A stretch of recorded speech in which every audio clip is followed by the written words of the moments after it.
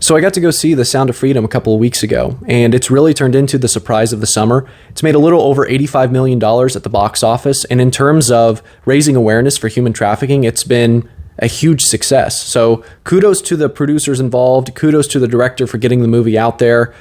If you listen to Tim Ballard and Jim Caviezel talk about the production process, then you will know that Disney actually bought the studio producing the movie and bought the rights to the movie itself, and they actually shelved the Sound of Freedom project. So they had to go back through, reacquire the rights to the movie themselves and produce it in a different way. And I just think it's interesting that Disney is willing to spend billions of dollars making movies about fake heroes beating the crap out of each other, but they're not willing to spend any money making movies about real life heroes saving real life children. But anyway, I think it's probably a good thing that Hollywood didn't get a hold of this or Disney didn't get a hold of this, because it's not a very Hollywoodized film, and it's not really meant to be. I mean, Hollywood has made movies about human trafficking before. You just look at Liam Neeson's Taken, but this is meant to give a more realistic view of how human trafficking happens, how it affects children, how it affects parents, how it affects everybody involved. This isn't meant to be the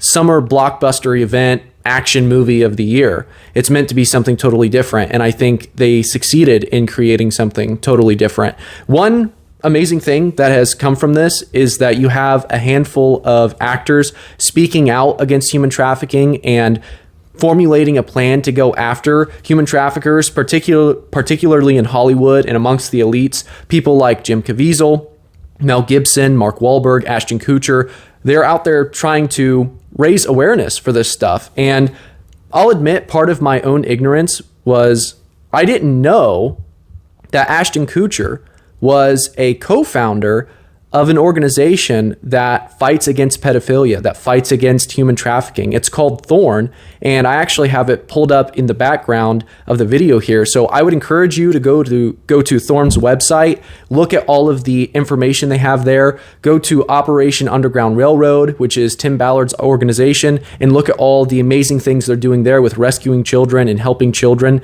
And I would also encourage you to do some extended research at home, because I think that really helps in terms of understanding what's going on. It's a very unspoken topic relative to how much it happens, relative to how many children are actually suffering from human trafficking. We don't talk about it enough. And so I think that the reason why this movie was made was to encourage people to get out there and actually find out what's happening and find out what people are doing about it, because I think that is really going to help. So Sound of Freedom, overall, I think it's a success. It really helped me get more interested in finding out what's going on. I think it would do the same for you, so I would encourage you to go watch it.